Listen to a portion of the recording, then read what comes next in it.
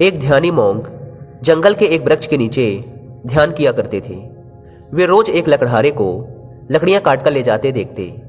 एक दिन उन्होंने उस लकड़हारे को रोककर कहा, सुन भाई, दिन भर लकड़ी काटता है, 2 जून की रोटी भी जुट नहीं पाती। तू जरा आगे क्यों नहीं जाता? वहां आगे चंदन के वृक्षों का जंगल है। एक दिन काट लेगा तो 7 दिन के खाने की व्यवस्था हो जाएगी।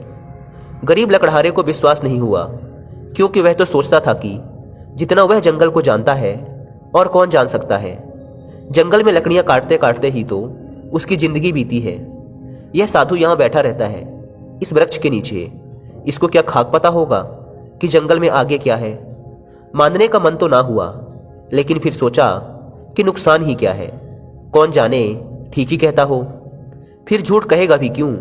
शांत आदमी मालूम पड़ता है, मस्त आदमी मालूम पड़ता है। कभी बोला भी नहीं इसके पहले। एक बार प्रयोग करके देखने में क्या जाता है। साधु की बातों पर विश्वास कर वह आगे गया।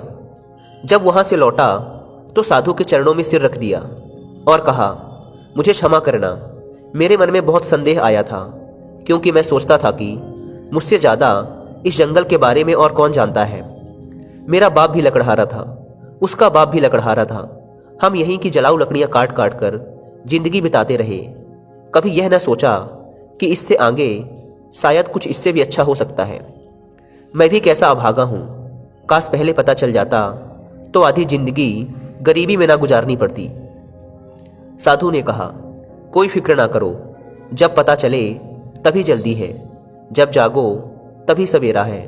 अब जाओ और जाकर चंदन की लकड़ियां काटो। अब उस लकड़हारे के दिन बड़े मजे में गुजरने लगे।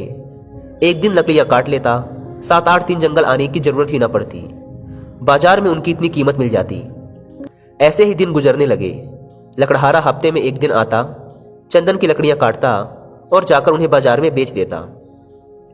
एक दिन जब वह लकड़हारा लकड़ियां काटने जा रहा था तो उस साधु ने उसे रोककर कहा, तुम जब से चंदन की लकड़ियां ही काट रहे हो, आगे नहीं गए? तुम्हारे मन में कभी यह सवाल नहीं उठा कि इस चंदन के आगे भी कुछ हो सकता है? यह तो मुझे समझ ही नहीं आया। यह तो मेरे मन में सवाल ही नहीं आया कि चंदन के आगे भी कुछ हो सकता है, लकड़हारे ने कहा। साधु ने कहा, चंदन के जरा आगे जाओ तो वहां चांदी की खदान है। लकड़ियां वकड़ियां काटना छोड़ो, एक दिन ले जाओगे, 2-4 महीने के लिए हो जाएगा। अब तो वह साधु पर भरोसा करने लगा था। बिना कुछ सोचे वह भागा।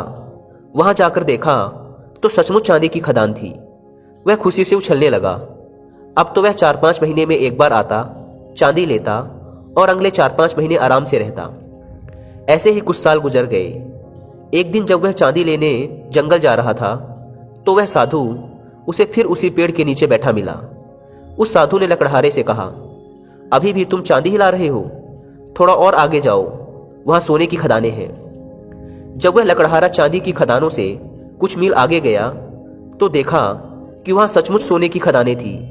इतना सोना जो उसकी पूरी जिंदगी बदल सकता था। दोस्तों, यहां पर इस कहानी को थोड़ी देर के लिए रोकते हैं।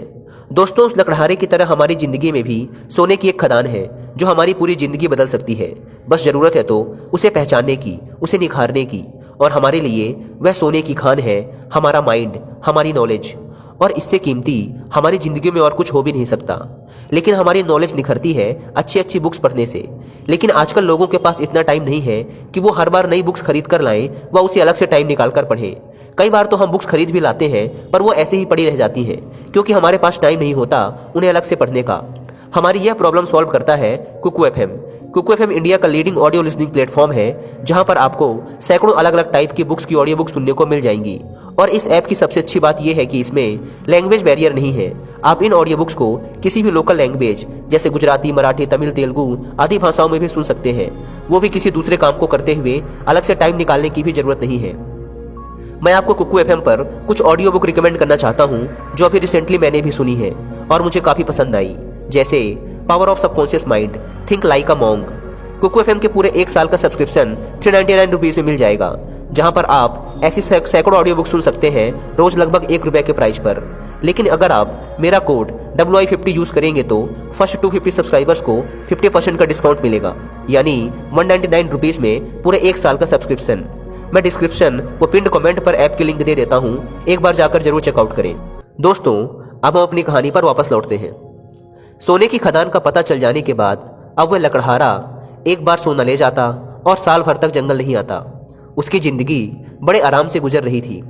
ऐसे ही कुछ साल गुजर गए। सालों बाद जब एक दिन वह लकड़हारा जंगल में सोने की खदान की तरफ जा रहा था तो उसे फिर वह ध्यानी मोंक मिला, जो कि एक पेड़ के नीचे बैठकर ध्यान कर रहा था। जब उस ध्यानी मोंक ने लकड़हारे को सोने की खान की ओर जाते देखा तो बोला, तुम कभी जागोगे कि नहीं कि मुझे ही तुम्हें हर बार जगाना पड़ेगा? तुझे खुद अपनी तरफ से सवाल नहीं उठते, मन में जिज्ञासा नहीं उठती कि आगे जाकर देख लूं और क्या है?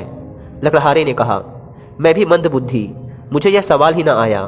मैं तो समझा कि सोने से बड़ा और क्या हो सकता है, बस यही आखिरी चीज रही होगी। साधु ने कहा, अरे भोले इंसान, सोने की खानों से आगे जा, तुझे वहां हीरे की खदानें मिलेंगी। जब वह लकड़हारा जाकर देखता है तो उसे अपनी आंखों पर भरोसा नहीं होता। वहां सचमुच हीरे की खदानें थी।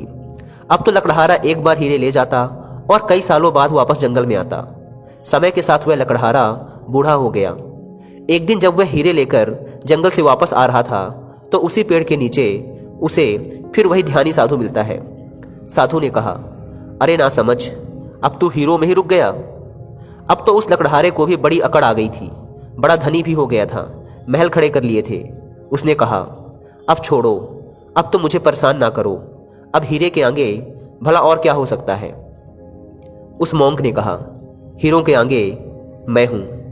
तुझे यह कभी ख्याल नहीं आया कि यह आदमी मस्त यहां बैठा है, जिसे पता है हीरों की खदान का वह हीरे नहीं भर रहा। इसको हीरों से भी आगे, हीरों से भी बड़ा और बहुमूल्य कुछ मिल गया होगा, तभी यह यहाँ निश्चिंत पेड़ के नीचे बैठा रहता है। तुझे यह कभी विचार नहीं आया? उस साधु की बात सुन वह सेठ रोने लगता है और उस ध्यानी मोंक के पैर पकड़ लेता है और कहता है, मैं भी कैसा मूर्ख हूं जो यह देख ही नहीं पाया कि जिसने यह सभी सोने चांदी हीरे जवाहरात छोड़ दिए, उसके पास जरूर इन हीरे जवाहरात से भी बड़ा कोई धन होगा।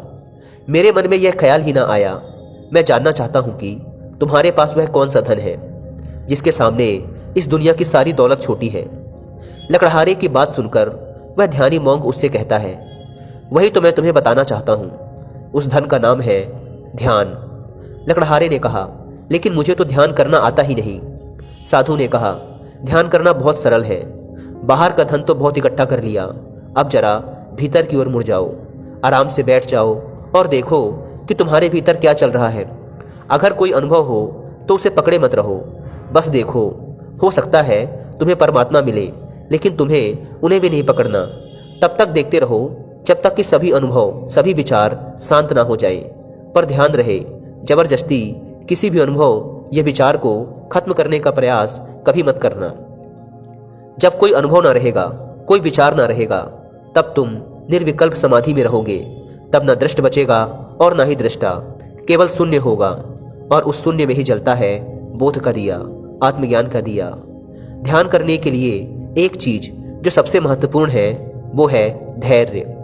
आपके भीतर इतना धैर्य होना चाहिए कि घटना आज घटे या कई वर्षों बाद, आप ध्यान करने के लिए हमेशा तैयार रहे। दोस्तों, यदि आपको शुरुआत में ध्यान करने में प्रॉब्लम आती है, मन बार बार भटकता है, तो कुकू एफएम पर 11 दिन का एक कोर्स है पावर ऑफ मेडिटेशन के नाम से, आप इसे भी अवेल कर सकते हैं। यह आपका माइंडसेट डेवलप करने में आपकी मदद करेगा। धन्यवाद।